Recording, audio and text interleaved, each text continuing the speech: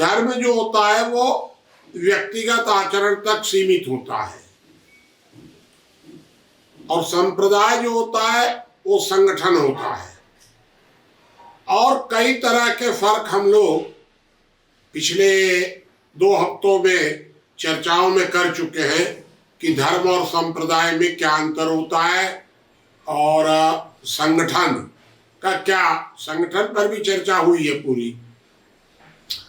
तो मैं ये आपको बताना चाह रहा था कि अभी जो संप्रदाय अपने को धर्म कहने लग गए, धर्म तो व्यक्तिगत होता है, धर्म संगठित तो होता नहीं है, समूहगत तो होता नहीं है। तो जो संप्रदाय अपने को धर्म कहने लग गए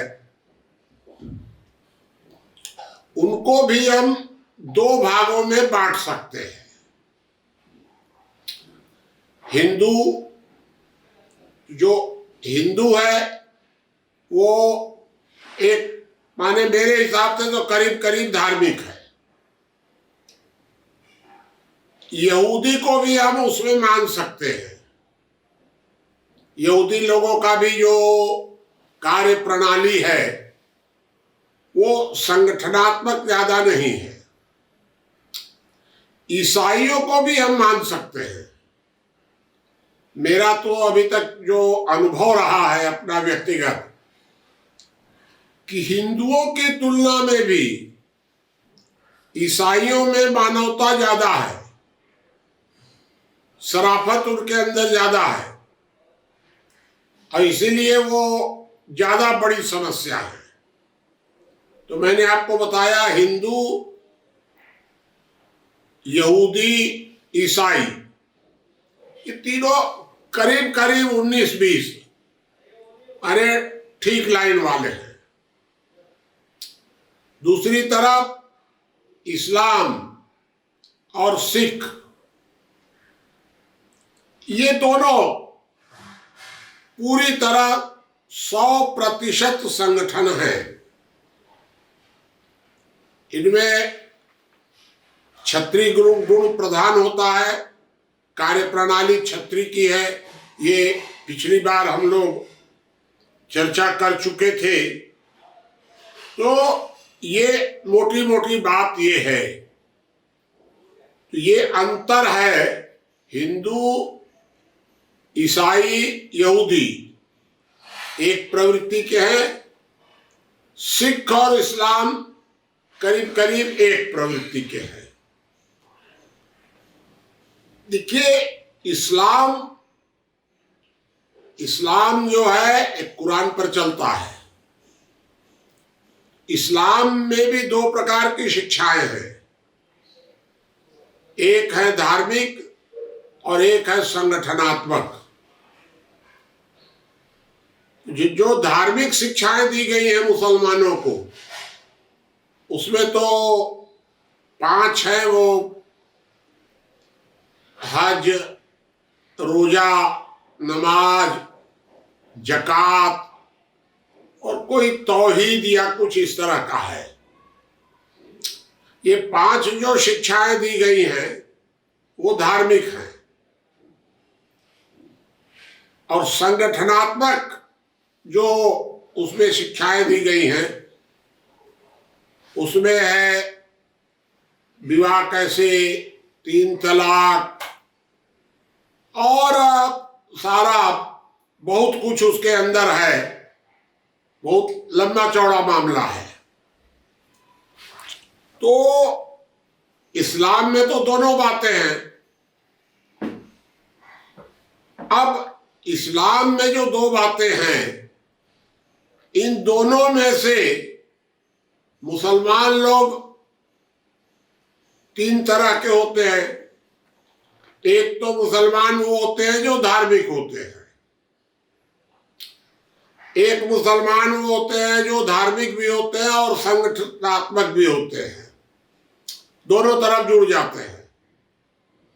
और एक तीसरे तरह के वो होते हैं जो संगठन ही उनका प्रमुख है, उनको कोई मतलब नहीं लेना देना है धर्म से। तो तीन तरह के हो गए इसमें। तो अगर आप ठीक से सर्वे करेंगे, पूरे दुनिया का सर्वे अगर करेंगे, तो धार्मिक मुसलमानों की संख्या खूब होगी। अगर भाई हम दुनिया का ज्यादा नहीं कह सकते हैं, भारत का हम कह सकते हैं कि भारत में अब धार्मिक मुसलमानों की संख्या 1-2% से ज्यादा नहीं होगी।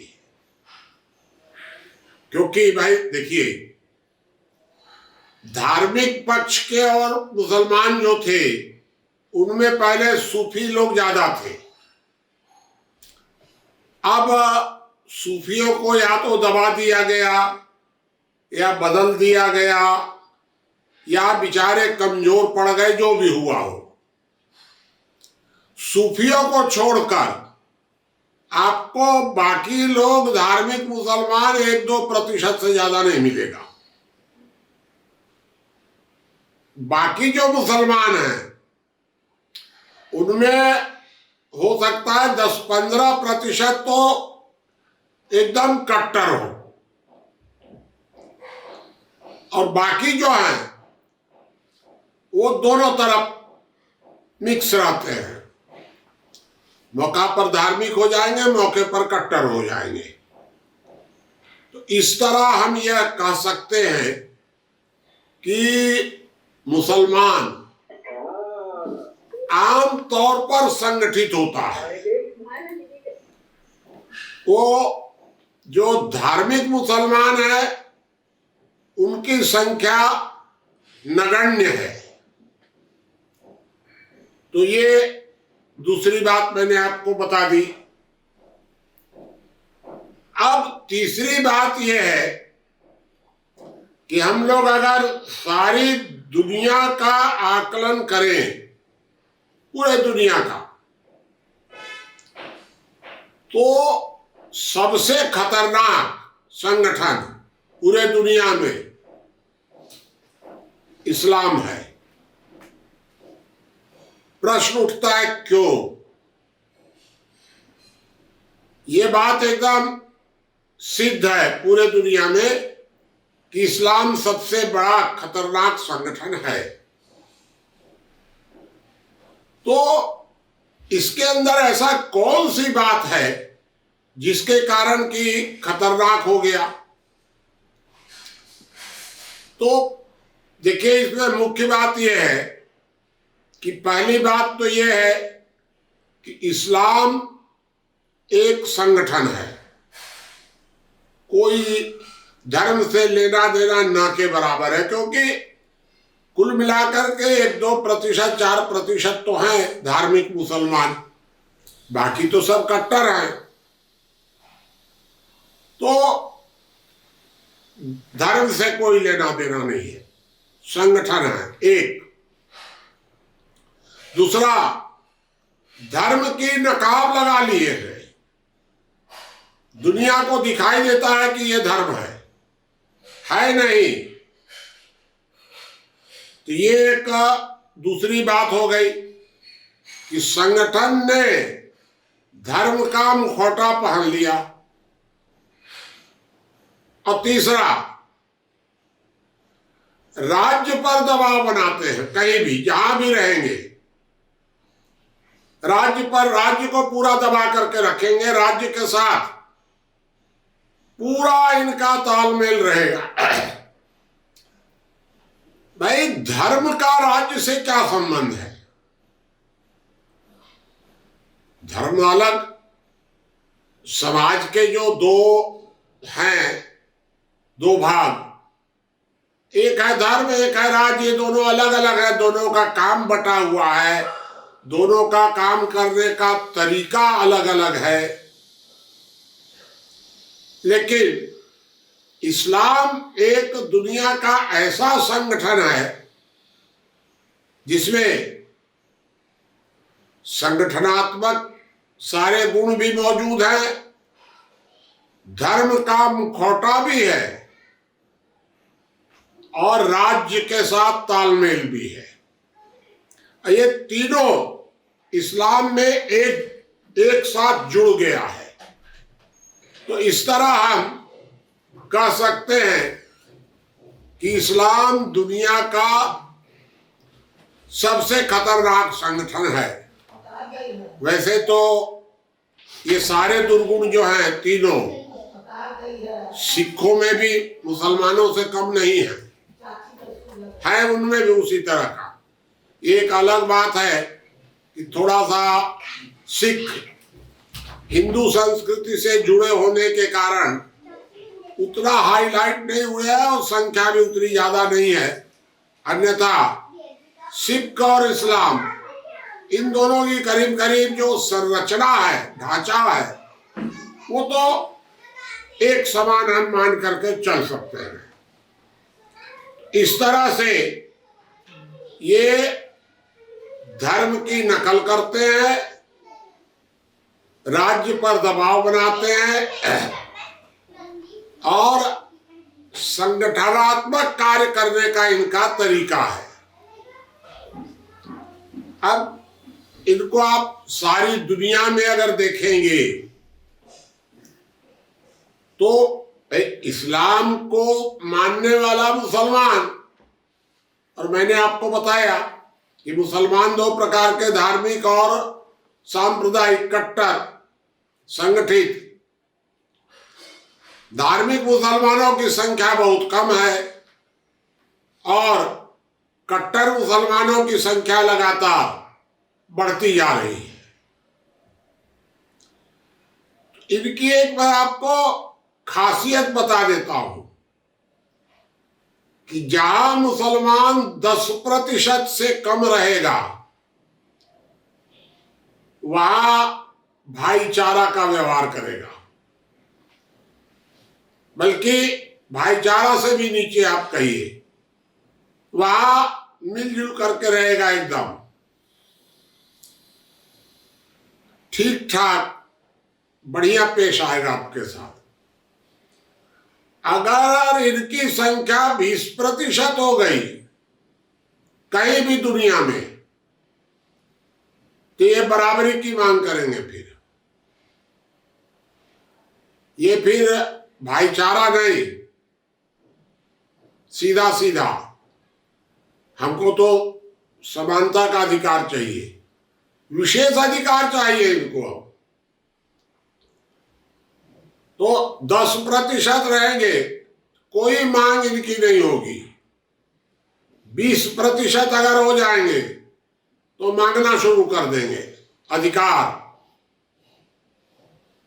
और अगर 30% हो गए तो अत्याचार शुरू कर देंगे दुनिया में। ये सीधी सीधी पहचान है एक तरह से। ऐसा हो ही नहीं सकता कहीं दुनिया में कि इस फार्मूला से मुसलमान कहीं अलग चले। अगर 30% हो जाएंगे तो शुरू हो जाएगा इनका दादागिरी। हमेशा संख्या विस्तार की तरफ हमेशा लगे रहेंगे। तो एक तो मैंने आपको बताया पूरा कि ये संगठन होने के कारण ये लगातार सिर्फ इनका एक ही उद्देश्य रहता है कि किसी तरह से राज्य को दबाया जाए। अब देखिए इनका पहचान, जहां मुसलमान 10% से कम होता है वहां मुसलमान दारुल अमन की बात करता है। दारुल अमन, जहां मुसलमान 20% हो जाएगा वहां दारुल हरब, शब्द याद रखिएगा आप, दारुल अमन ये मुसलमानों का ही वर्ड है। दारुल अमन और दारुल हरब, और जहां 20% से ज्यादा, 30% से ज्यादा हो गया अगर 30 से अधिक हो गया तो दारुल इस्लाम बनाएगा। भाई है तीनों का अपना अपना। तो इनका सीधा एकदम 30% अगर हो गया तो दारुल इस्लाम की बात शुरू हो जाएगी उनकी, फिर उनका शरिया लागू हो जाएगा। अगर 20% तक है तो दारुल हरम कहा जाएगा, और अगर 20 से नीचे है, 10% के आसपास है, तो दारुल अमन कहा जाएगा। वर्तमान समय में मुसलमानों के रिकॉर्ड में भारत दारुल हरब है और पाकिस्तान दारुल इस्लाम है। अब देख लीजिए दोनों शब्दों का सीधा सीधा फर्क है। तो इनका दारुल हरब और दारुल इस्लाम,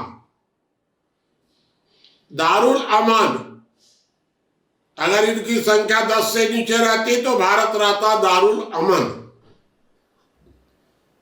अभी ये 15-16 है तो दारुल हरब की तरफ जा रहा है,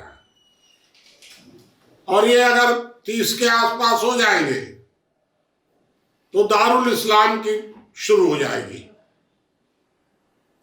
ये मैं इनका स्वभाव आपको बता रहा हूं। अब इनका क्या है, अब जैसे शुक्रवार को नमाज, तो नमाज में 2 तरह के लोग जाते हैं, धार्मिक और सांप्रदायिक। जो धार्मिक मुसलमान अगर नमाज में गया तो नमाज को महत्व देता है, और जो कट्टरवादी संगठित मुसलमान है वो वहां जो मौलाना जो भी आते हैं इनके प्रवचन करता, उनके भाषण को महत्व देता है। उसको नमाज उमाज से कुछ लेना देना नहीं है, वो उसको नाटक समझता है, उसको महत्व देगा ज्यादा। और इसलिए आप कभी भी भारत में देख लीजिए, अगर कोई भारत में दंगा करना होगा तो शुक्रवार को 2 बजे का टाइम तय है। मुसलमान शुक्रवार को 2 बजे दंगा शुरू करेगा, क्योंकि यही तो उसका वहां पर भाषण होगा और शुरू हो जाएगा। बस रिकॉर्ड उठा के देख लीजिए आप। तो ये मैं इनकी आदत बता रहा हूं आपको। नमाज पढ़ना है तो घर में नहीं पढ़ेंगे, जाएंगे। अभी आप गुरुग्राम का सुन रहे होंगे विवाद, सड़कों पर नमाज। मैं दिल्ली में देखा हूं, 5 साल दिल्ली रहा हूं मैं, तो दिल्ली में देखा हूं कि पहले तो सड़क किनारे नमाज पढ़ते थे, फिर जब संख्या बढ़ गई तो सड़क घेर कर पढ़ने लग गए,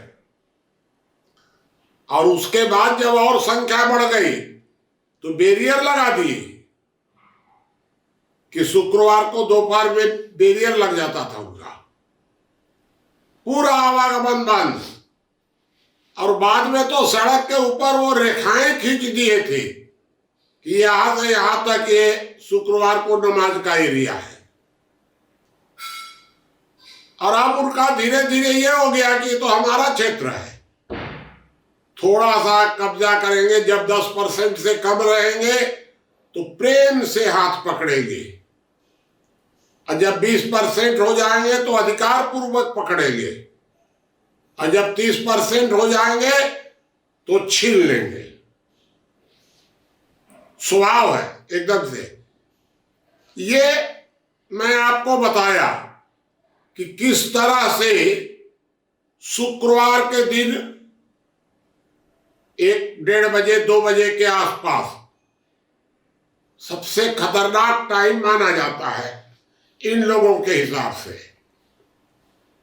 ये धार्मिक मुसलमानों को नापसंद करते हैं, ये धार्मिक मुसलमानों को भी कहेंगे कि ये काफिर है, उसको एकदम बाइकाट करके रखेंगे, अपने साथ जल्दी नहीं रखेंगे, क्योंकि उनको पता है कि संगठन में ये शक्ति है भी। शक्ति तो संगठन में है, तो संगठन जो है वो संगठन की ताकत पर ही इस्लाम बढ़ा है, क्योंकि संगठन में शक्ति होती है। तो शक्ति जो होती है वो असंगठितों पर भारी पड़ती है। असंगठित अगर 80 लोग रहेंगे और संगठित 20 रहेंगे, भारी पड़ जाएंगे। तो इन्होंने संगठन का महत्व समझा है और इसलिए सारी दुनिया में 1400 वर्षों में संगठन की ताकत पर इस्लाम छा गया। इस्लाम कोई बौद्धिक स्तर पर तो बढ़ा नहीं है, न बौद्धिक स्तर पर बढ़ा है, न आर्थिक स्तर पर बढ़ा है। बढ़ा है तो केवल वो संगठन की ताकत पर। तो संगठन की ताकत पर इस्लाम 1400 वर्षों में सारी दुनिया में छा गया और मुसलमानों को मजा आ गया कि बस एक ही तो मंत्र है दुनिया में, संगठित रहो। अगर संघे शक्ति कलौ युगे, ये कलयुग है, संगठन बना लो और संगठन बना लो तो लूट लो जो भी है सब। तो मुसलमान जो है उस संगठन की ताकत पर 1400 वर्षों में, अब देखिए दिक्कत क्या आई। मैंने आपको सबसे शुरू में बताया था कि इस्लाम सबसे ज्यादा संगठित है और हिंदू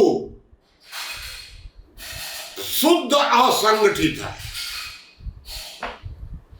ईसाई लोग थोड़ा सा बीच में, थोड़ा सा। और इसीलिए आपको मैं बताऊं कि जब इस्लाम संगठित हुआ तो इस्लाम का मुकाबला भारत से हिंदू नहीं कर सका, सिखों ने किया।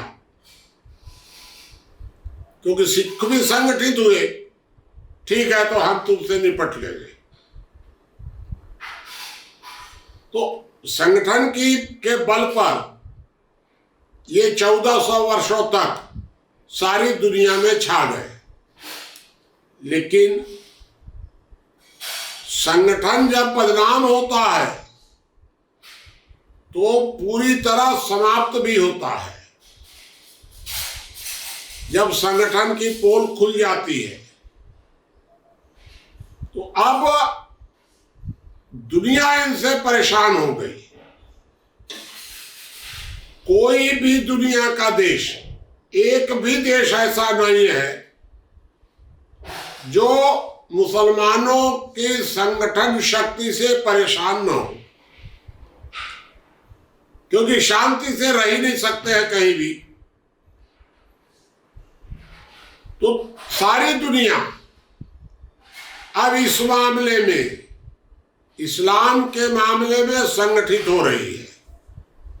पूरी दुनिया हो रही है। मैं आपको ये बता दूं, अगर आप अभी थोड़ा सा पता करेंगे अच्छी तरह से तो देखिए भारत में साम्यवाद और इस्लाम दोनों का गठजोड़ है। दोनों भारत में एकजुट है। और चाइना में सारी दुनिया में सबसे अच्छे तरीके से अगर इन लोगों को धो रहा है तो वो है चाइना। जो आ रहा है मन में, जो मन में आ रहा है वो कर रहा है इनके साथ, अब कुछ नहीं कर सकते हैं ये। इनको नमाज नहीं पढ़ने देगा चाइना में, इनको खाने पीने पर रोक लगा देगा, कपड़ों पर रोक लगा दिए, जो चाह। इनके सब प्रकार की अकड़ इनकी खत्म कर दिया चाइना। और उसके बाद भी बिलबिलाते हैं, कहाँ जाएंगे दुनिया में? कौन सारी दुनिया तो परेशान है इनसे। तो अगर चाइना इनको खूब पीट रहा है, वहां पर पीट रहा है, तो चिल्लाएंगे तो सुनेगा कौन? पूरी दुनिया इनकी सुन नहीं रही है। वही ईसाई लोग, वही लोग बीच में दखल दे रहे हैं, चाइना को ऐसा नहीं करना चाहिए, वैसा नहीं करना चाहिए। क्योंकि मैं आपको बताया ना कि ईसाई लोग जो है समस्या है। अगर ईसाई लोग थोड़ा सा समझदार हो जाए, निपट जाए ये समस्या। ये मैं आपको बताया कि संगठन बनाने में लाभ तो बहुत है, क्योंकि संगठन में ताकत है। लेकिन अगर जब संगठन से लोग परेशान हो जाते हैं और आपको अगर टारगेट कहीं बना लिए, तो आप समाप्त हो जाएंगे, फिर आप बिल्कुल भी बचेंगे ही नहीं। अब आप विचार करिए कि हिंदू धर्म को लाखों वर्ष हो गया, आज भी दुनिया में उसकी इज्जत है, लाखों वर्ष। और ये 1400 साल के मुसलमान सारी दुनिया में गाली खा रहे हैं। तो प्रश्न उठता है कि कौन ठीक? हिंदू ठीक कि इस्लाम ठीक? सिर्फ 1400 साल में समापन की स्थिति पैदा हो रही है इनकी। क्यों? क्योंकि अगर आप अमानवीय तरीके से यदि आप कर रहे हैं, तो नुकसान कौन उठाएगा? अरे भाई, राजा को गाली देने में मजा तो बहुत आता है, क्योंकि राजा तो अपना हाथी पर जा रहा है, आप गाली देते रहिए, बहुत मजा आता है। और अगर कहीं फंस गए तो सारा जिंदगी भर का मजा पूरा निकल जाता है उसमें। तो संगठन बनाकर लाभ उठाने का मजा तो बहुत आया 1400 साल तक। अब भरपाई कौन करेगा? तो अब तो जवाब तो इन्हीं को देना पड़ेगा ना। बहुत भाई, अंधेर नगरी चौपट राजा, टके सिर भाजी टके सिर खाजा। बड़ा मजा आ रहा था अंधेर नगरी में। फांसी कौन चढ़ेगा? तो अब फांसी चढ़ने की नौबत आई है, तो सारी दुनिया में अब बिलबिला रहे हैं। वहां से मार के भगा रहा है तो वहां जाके शरण ले रहे हैं, तो वहां से मार के भगाए जा रहे हैं तो वहां शरण ले रहे हैं। कहीं रोहिंग्या बन रहे हैं, कहीं और कुछ बन रहे हैं। बस सारी दुनिया में अगर शरणार्थियों का आप देखेंगे तो सबसे बुरा हाल इन्हीं का है। सबसे आश्चर्यजनक यह है कि कोई मुस्लिम देश इनको शरणार्थी नहीं बनाता है, नहीं घुसने देता है अपने यहां। ये ईसाई लोग ज्यादा इनको महत्व देते हैं। ये 1400 साल में इस्लाम का इतना विकृत चेहरा समाज के सामने जो आया है, ये तो बहुत माने अफसोस की बात है या दुख की बात है, जो भी कहिए, लेकिन आया तो। और 1400 साल कोई इतनी बड़ी दुनिया के लिए कोई बहुत बड़ा समय कालखंड नहीं है 1400, लेकिन दिख रहा है आपके ही सामने। देखिए, इस्लाम जो है, इस्लाम के निपटारे की शुरुआत होनी तो भारत से है, क्योंकि दुनिया में जो कई तरह के देश हैं, जो मुस्लिम देश हैं, वहां से तो कोई प्रश्न ही नहीं है किसी तरह का। जो ईसाई देश हैं, वहां से भी कोई सवाल नहीं है। ईसाई देशों से भी आप इस्लाम पर कोई संकट नहीं सोच सकते हैं, कोई खतरा नहीं है।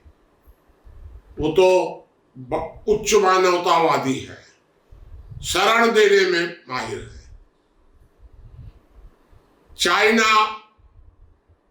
चाइना इनको साफे कर देगा एकदम। चाइना में रहने वाले हैं ये नहीं, तो चाइना इनको खत्म कर देगा और दुनिया में इनकी मदद करता रहेगा। तो ये उधर चाइना में प्याज और जूता दोनों खाएंगे। भारत एकमात्र ऐसा देश है जहां इस मामले में फैसला होना बाकी है, क्योंकि भारत में इनकी और साम्यवादियों की ये एकजुट हो गए हैं। तो एकजुट होने के कारण इनकी संख्या तो है, ये तो सीधा सीधा मामला है। अब क्या हुआ कि सबसे जो और एक बड़ी जो समस्या है, वो मैं आपको सबसे पहले बताया था कि जो इस्लाम है वो धर्म का मुखौटा लगाता है और राज्य के साथ समझौता करता है। तो भारत जब स्वतंत्र हुआ, तो स्वतंत्र होने के बाद बाकी तो मुसलमान पाकिस्तान लेकर चले गए, और जो यहां रह गए भारत में,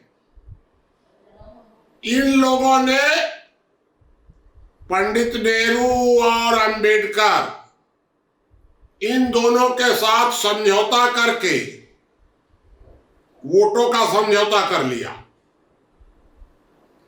और समझौता करके ये पूरे भारत की राज्य शक्ति पर हावी हो गए। अब भारत में 70 वर्षों तक जो सरकार चली, वो अप्रत्यक्ष रूप से मुसलमानों की सरकार थी, नेहरू और अंबेडकर को मिलाकर। अल्पसंख्यक तुष्टीकरण, इनको विशेषाधिकार दिया गया, हिंदुओं के ऊपर अनेक प्रकार के कानून थोप दिए गए, हिंदू कोड बिल बना करके, और कई तरह के हिंदुओं की आबादी घटानी शुरू कर दी गई। सब तरह का, एक तरह का भारत में इनकी 70 वर्षों तक सरकार ही चलती रह गई। कोई उपाय भी नहीं था हमारे पास, क्योंकि ये तो संगठित थे। तो वोटों की ताकत पर ये 70 वर्षों तक यहां दबा करके रखे। ये जो अपने को पंडित नेहरू घोर सांप्रदायिक आदमी थे, 100%। कहां पंडित नेहरू में धर्मनिरपेक्षता, धर्म का ज्ञान ही नहीं था पंडित नेहरू को, तो कहां धर्मनिरपेक्षता। और अंबेडकर शुद्ध सत्ता लोलू, इनको कोई धर्म वर्ग से मतलब नहीं था, कुछ नहीं, न इस्लाम से न हिंदुत्व से, कुछ नहीं, इनको तो सत्ता चाहिए। सत्ता के लिए ये लोग समझौता किए। नेहरू एकदम सांप्रदायिक, घोर सांप्रदायिक और कम्युनिस्ट, तो इन लोगों ने समझौता कर लिया, हिंदुओं को दूसरे दर्जे का बना दिया। अब इन परिस्थितियों में जो परिस्थितियां भारत की थी, उसमें तो इस्लाम को भाई बढ़ना ही था। कश्मीर में इनको विशेष अधिकार दे दिया गया, और क्या था वो सारा नाटक। अभी इतना समय ही नहीं है कि हम आपको सारी बातें अभी बताएंगे।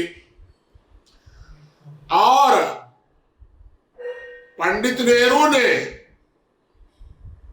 नेहरू भी बारे बहुते, हम धूर्त तो नहीं कहेंगे, चालाक तो कहबे करेंगे। पंडित नेहरू ने भारत के लोगों को धोखा देने के लिए अपने को धर्मनिरपेक्ष कहना शुरू कर दिया। और थे सांप्रदायिक, शुद्ध सांप्रदायिक व्यक्ति ने अपने को धर्मनिरपेक्ष कहना शुरू कर दिया, मान लिया कि हम धर्मनिरपेक्ष हैं। चाइना के साथ मित्रता थी, चाइना ने इनको धर्मनिरपेक्ष मान लिया, अमेरिका ने धर्मनिरपेक्ष मान लिया, धर्मनिरपेक्ष हो गए, और हिंदुओं को दूसरे दर्जे का नागरिक यहां पर इनको बना दिया गया। देखिए, मैं आपको बता चुका हूं कि इस्लाम का जो समाधान होने वाला है, इसकी शुरुआत होगी भारत से, और भारत से भी मुख्य रूप से, क्योंकि कश्मीर ये मुसलमान दुनिया में आज तक कहीं हार मान आई नहीं है, चाहे 1000 वर्ष तक लड़े, हार नहीं सकता है। सब के सब मर जाएंगे तो मर जाएंगे, लेकिन हार नहीं मानेंगे, बराबरी के आधार पर नहीं रहेंगे, एकदम दबाएंगे जरूर। कश्मीर एक ऐसा स्थान है कि कश्मीर को मुसलमान छोड़ नहीं सकते, और भारत इनको कश्मीर में पदा पदा के मारेगा, समझ लीजिए। तो कश्मीर एक ऐसा स्थान है कि जहां से दुनिया में इस्लाम के समापन की शुरुआत होगी। सारा भारत एकजुट रहेगा कश्मीर के ऊपर, और ये कुछ नहीं कर सकते हैं। तो इसलिए मेरा यह मानना है कि इनके समापन की शुरुआत भारत से होगी, लेकिन इनके समापन में वर्तमान समय में एक सबसे बड़ी बाधा है, और वो बाधा है हमारे संघ परिवार के लोग कहिए, सावरकरवादी है। उनको मुसलमानों को या तो धार्मिक बनाया जा सकता है और या दबाया जा सकता है। मार्ग तो दो ही है कि जो मुसलमान कट्टरवादी हैं, संगठित है, उनको दबा दीजिए, और जो धार्मिक है उनको प्रोत्साहित करिए। सबसे बड़ी बाधा सावरकरवादी है। क्या बाधा है भाई? ये सीधा सीधा एक संदेश दुनिया को देना चाहिए था कि मुसलमानों को घमंड है कि हम हैं 150 करोड़, तो हम लोगों को कहना चाहिए कि हमें 600 करोड़। ये मूर्ख सावरकरवादी कभी भी नहीं कहेंगे कि हम 600 करोड़ हैं, क्योंकि इनमें और मुसलमानों में कोई अंतर नहीं है। एक चोटी वाला मुसलमान, एक दाढ़ी वाला मुसलमान। ये भी कहते हैं संघे शक्ति कलो युगे, संगठन में ही सारी ताकत है, ये भी कहेंगे। अरे भाई, आज जब सारी दुनिया मुसलमानों के खिलाफ में एकजुट हो रही है, तो तुम अपने मेरी मुर्गी की 3 टांग काहे को फंसा रहा है रे? कौन आ गया हम दुनिया के साथ है? यह समय ईसाइयों से टकराने का नहीं है। ईसाई तो शांति प्रिय लोग हैं करीब करीब, लेकिन देख लीजिए, तो सबसे बड़ी बाधा ये इतने मूर्ख होते हैं, इतने मूर्ख कि धार्मिक मुसलमान को भी गाली देंगे। जो मुसलमान बेचारा धार्मिक है, जो घर में नमाज पढ़ता है, जो कॉमन सिविल कोड मानता है, अच्छे से व्यवहार करता है, उसको भी ये गाली देंगे। तो सबसे बड़ी बाधा ये लोग हैं। सौभाग्य से अब नरेंद्र मोदी और मोहन भागवत आ गए हैं, तो ये इन मूर्खों को भी थोड़ा दबाएंगे, ये लोग भी दबेंगे। और कुछ